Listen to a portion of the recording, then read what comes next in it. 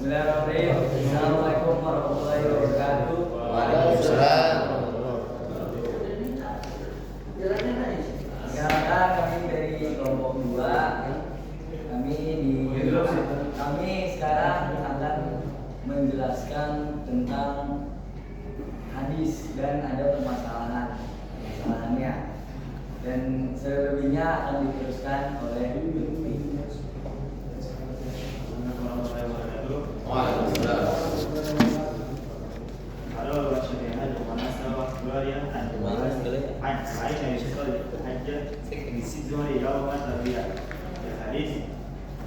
Sa'atu Anas bin Malik radhiyallahu anhu qala akhbarani Bas'i qala ta'ala Nabi sallallahu alaihi wasallam aina salatu wa asri yawm tarwiyah qala bi Mina.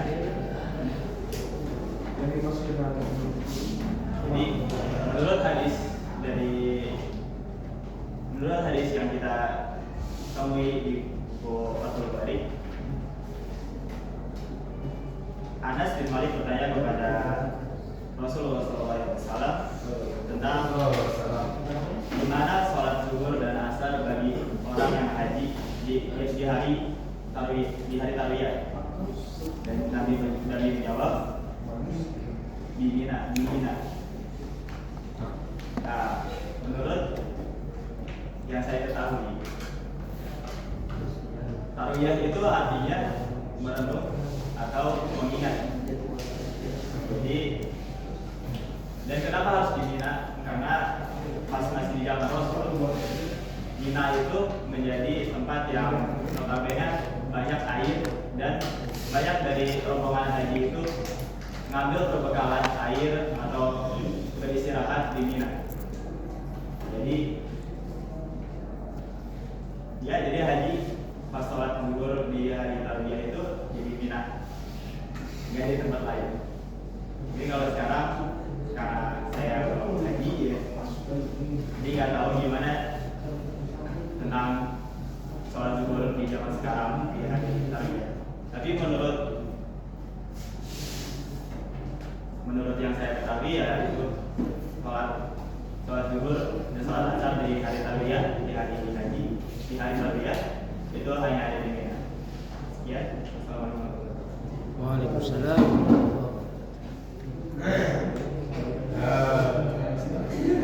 Masih ada waktu, masih ada 4 menit. Pak, minta jawab kita. Hah? Apa udah asisten jawab, Pak? Diserahkan pada kelompok karena itu merupakan bagian dari penilaian kami. Bagaimana kamu membuat rame dan seterusnya. Gitu, tafadhol. Diserahkan, mangga. Panas-panasi anggotanya biar teman-temannya enggak apa-apa, mangga silakan. Jadi kami langsung aja buka kasih jawab atau ada introduksi atau ada yang pengen bertanya silahkan. Itu sih saya masih belum paham tentang judul yang ada jelaskan. Judulnya Aina Yusoli Al-Hajj. Bisa Judul Yaumul Tarwiyah. Di mana sholat zuhur bagi para haji di hari tarwiyah. Jadi sholat zuhur di hari tarwiyah bagi yang haji itu di Mina. Oh, interupsi harus di Mina. Nah, karena di Mina itu pas zaman Nabi itu tempat untuk beristirahat dan mencari perbekalan. Karena itu salah satu sumber air. Ini bertanya. Saya habis dari kelompok 3 menanya apa itu tarwiyah? Kan tadi udah. Belum. Untuk Sipa ya. Tadi Sipa menjawab. Yang jawab harus Sipa. Apa itu tarwiyah?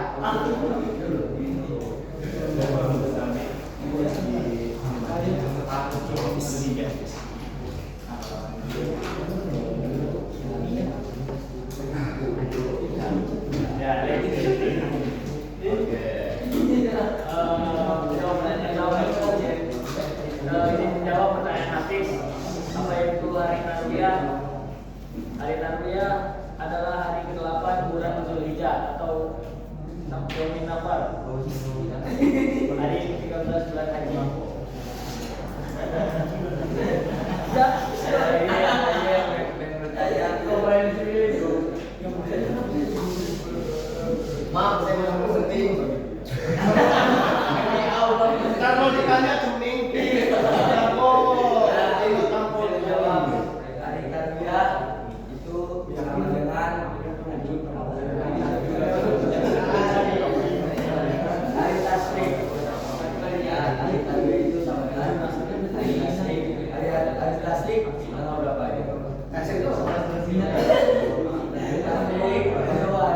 mana boleh kurban. Di situ boleh. Iya. Bulan haji tadi juga izin menjawab pertanyaan tadi sih. Kenapa harus di Mina?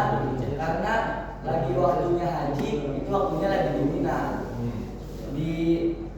Di soal ini di hari tarbiyah itu lagi pas banget kita suruh merenung di Mina. Jadi ya tempatnya yang cuma di Mina, bukan di hotel lagi. Dari hotel kita pindah ke Mina. Mina itu kalau belum tahu Mina di zaman sekarang, kalau sering nonton azan RCTI itu lagi di Arab, terus ada tenda-tenda putih itu di Mina. harus ke sana. Harus ke sana. Kalau nggak ke sana, tapi nggak jam. bentar. Jadi tiap toko kita boleh kosong. Woi, kalau bingung ikut harus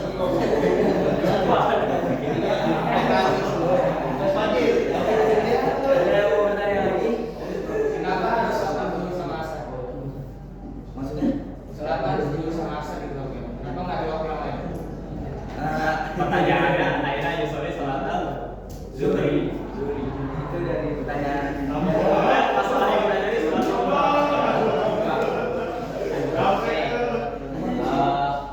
Gimana hukumnya kalau misalkan logikanya. si yang haji ini terus dia nggak bisa sholat di Mina karena Mina itu kan daerahnya cuma tenda gitu dan daerah tandus panas. Kan musim haji ini musim panas. Dia sakit, habis sakit. Hukumnya itu gimana? Anak sakit. Habis apa? Apa itu? Anak sakit. Apa ikut? Logikanya. Yang sakit di hotel. Yang saya ikut apa sakit? Kalau pas pas lock dia masih sehat, tapi pas udah di tenda dia sakit gimana? Kan saya dia akan sakit. Logika aja. Aji. Logika aja udah kalau cuma di logika aja udah. Hajinya sah atau harus ngulang gimana? Nah, kalau udah kalah aja. Masa sini ya. Dia siapa? Pertanyaannya itu hajinya sah atau harus ngulang kalau dia? Nah, tanya tinggi. Gimana dong?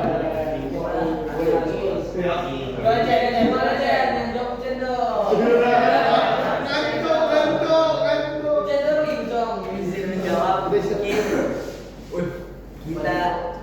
Kita juga yang nggak di Mina, misalnya kita di rumah sakit nih, itu juga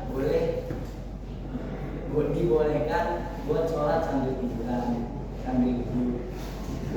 Sedangkan di Mina itu kita tahu sendiri lapangannya gimana, panas, rame, ambil air lebih susah, gitu ya. Nah, jadi kalau pertanyaannya boleh atau tidak, kalau menurut dalil saya nggak tahu ya. Tapi dari ilmu yang saya pelajari kayak lagi sakit itu sholatnya gimana? Yang nggak di Mina aja sholatnya boleh sambil tiduran kalau sakit banget. Apalagi yang di Mina sholatnya masih hajinya diterima apa enggak, sah apa enggak, cuma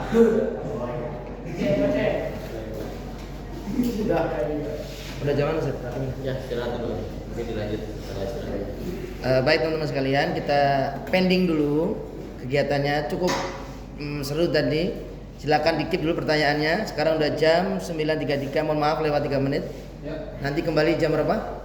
9.45. Saya usahakan saya tepat waktu, kamu juga mudah-mudahan begitu ya. Bilang 45 ya. Udah 9.33. Oke, nah tadi 50 lah.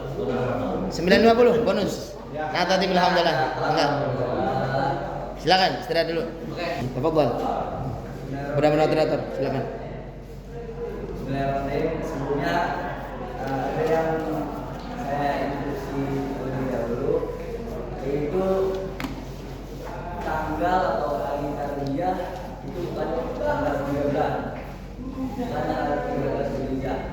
Tapi hari tarbiyah itu tanggal 8 Indonesia.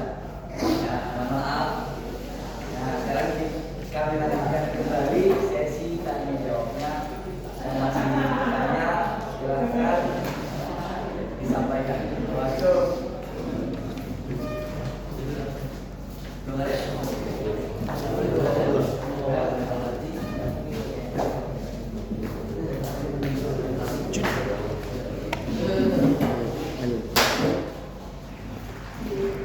Ada yang ingin menyampaikan? Bis, jelasnya. Silakan bis. Dari kelompok 3. Ada pertanyaan nggak bis? Cukup. Takut ceming. Kelompok 4, lewat, dok. Hukumnya itu. Hukum zina.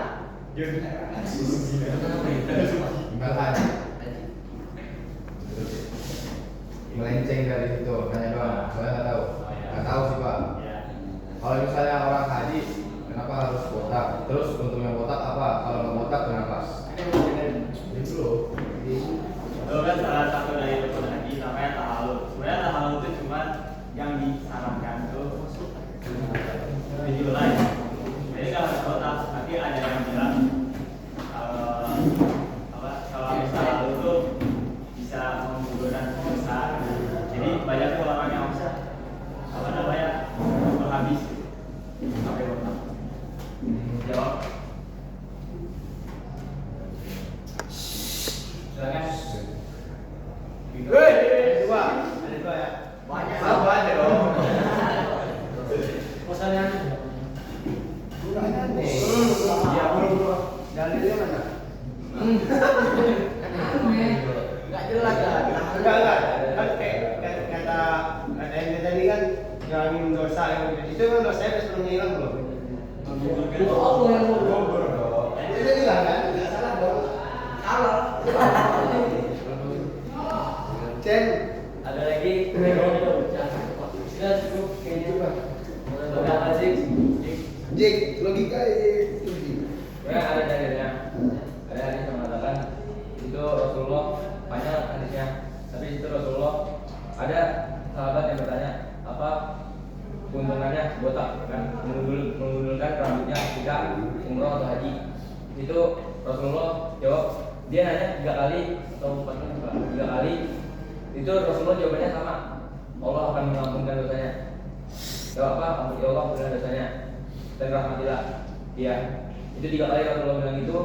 Baru satu lagi bagi orang yang memedikannya.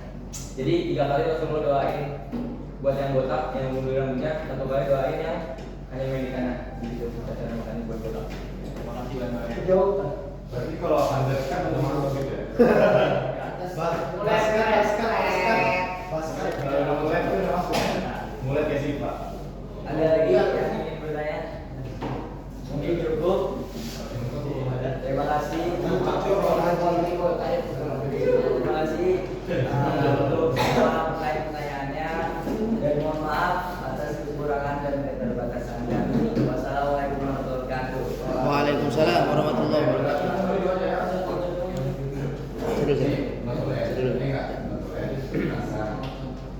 Oke, bismillahirrahmanirrahim. Izin untuk mengawali komentar terkait dengan apa yang disampaikan. Mungkin nanti bisa dijelaskan ulang lagi ya terkait dengan tema atau masalah yang sedang antum cari, yaitu tempat sholat zuhur pada hari tarbiyah. Nah, tadi cukup bagus sekali dikasih penjelasan di awal, ada deskripsi, ada runtutan penjelasan sebelum kamu masuk kepada penjelasan inti tempat sholat zuhur. Tentunya ini bagi yang haji. Apa atau tidak bagi yang haji atau bagi mereka yang ada di sono, gitu. Nah, coba nanti dijelaskan lagi pada hari tarbiyah itu apa yang dilakukan oleh para haji. Tanggal 9 tuh ya. 8 saja. Tanggal 8. Sehingga itu nanti menyebabkan mereka kok bisa Nabi Muhammad mengarahkan sholat zuhurnya di Mina. Apa yang terjadi pada tanggal 8 dan kenapa di Mina? Lah, itu coba dicari logikanya kenapa. Karena Ustaz sendiri belum mengalami, hanya cerita-cerita saja. Itu sudah cukup bagus. Alhamdulillah saya senang sekali dengan tampilan antum. Dan tadi belum ada penjelasan terkait dengan kosakata itu ya. Nah itu nanti bisa dijelaskan sebagai prakata sehingga ketika nanti antum mengarahkan ada pertanyaan tempat di manakah sholat zuhur bagi para haji pada hari tarwiyah. Nah, antum ada hadisnya matanya dibacakan, syukur-syukur rawinya, syukur-syukur apa istilahnya? Soalnya matanya apa Ustaz? Kedudukannya ya. Sehingga dengan hadis tersebut para mustami'in lebih mantap. Oh, nanti kalau saya berangkat haji pada tanggal 8 saya sholat zuhurnya di Mina. Gitu. Bisa diulang masih? Terkait apa sih yang dilakukan orang haji pada tanggal 8 itu dan kenapa sholatnya harus di Mina? Bisa kira-kira jawab? Atau dibantu sama mustamin yang lain? Antum sebagai moderator bisa mempersilahkan atau mencari jawaban dulu boleh. Buka-buka dulu bukunya sebelum nanti Ustadz Yandi akan menjelaskan yang lebih jelas. Udah perang sama ketiga. Mina itu lewat doang kalau. Nah, nanti ada penjelasannya yang seru dari Ustadz Yandi itu. Tapi silakan dulu antum sebagai pemateri. Ustadz Yandi sudah banyak info penting-penting ini. Alan, moderator dan pemateri. Boleh dilempar ke teman-teman yang lain barangkali ada yang mau jawab. Gitu kan. Dari yang saya ketahui, arti dari tarwiyah sendiri itu merenung. Jadi kita disunahkan pasti Mina itu untuk banyak mengingat Allah dan merenung atas dosa-dosa kita, minta ampunan atau lain sebagainya. Dari jam berapa? Posisi orang haji ada di Mina itu. Itu tanggal 8 berarti ya? 8 Dzulhijjah. Kita disunahkan puasa kan kalau nggak haji ya? Dari jam berapa bisa? Kan ada Mina, ada Musdalifah tuh. Kalau di kota Mina ini, itu padang pasir ya? Atau gimana kondisinya di Mina itu tadi? Orang yang haji di sana itu. Kan kalau di Mina kan dia nginep kan? Mabit kan dia nginep kan? Dari jam berapa jam berapa? Yang pernah mungkin? Kalau Iya silakan. sampai situ kami belum tahu, jadi belum bisa jawab. Untuk pertanyaan ini mungkin kami pas. Sama-sama saya juga belum tahu. Gimana kalau kita langsung ke Ustadz Yandi? Yang sudah menyiapkan banyak informasi penting. Alan Ustadz. Ya, sedikit saja kembali. Ini emang kurang populer ya masalahnya, maksudnya agak spesifik dan tidak terlalu kita banyak pelajari karena masuk di materi nusuk manasikul haji, diantaranya yaitu mabit di Mina. Itu kan sudah menjadi salah satu prosesi dalam haji. Makanya tadi menarik tuh pertanyaan Hazik tuh. Sah nggak kalau orangnya sakit kemudian tidak hadir di Mina tadi gitu kan pertanyaannya. Jawabannya apa? Sah nggak? Hah? Sah nggak? Kalau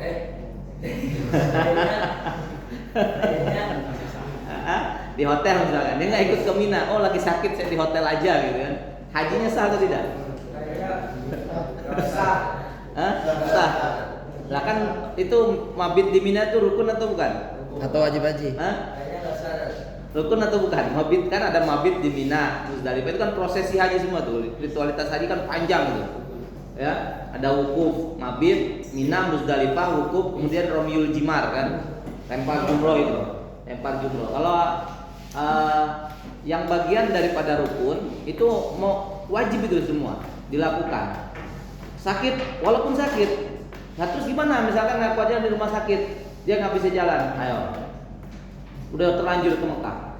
Dorong. Nah iya, mau nggak mau didorong pakai kendaraan atau pakai apapun dia harus ada di sana gitu. Ya minimal dengan sedikit syaratnya saja kayak wukuf misalkan. Wukuf itu kan ada ketentuannya beberapa waktu gitu kan. Misalkan hanya waktu yang wajibnya saja, selebihnya sunnah misalkan, yang sunnahnya gitu kan. Itu ya dia dapatkan, dia lakukan yang wajibnya saja. Kalau alternatif lainnya badal. Kalau dia haji, badal. Gitu. Lagi orang punya duit. Ya, orang punya duit kadang nggak mau berangkat dia. Udah aja calling orang di sana. Bayar badalin saya haji, udah bayar.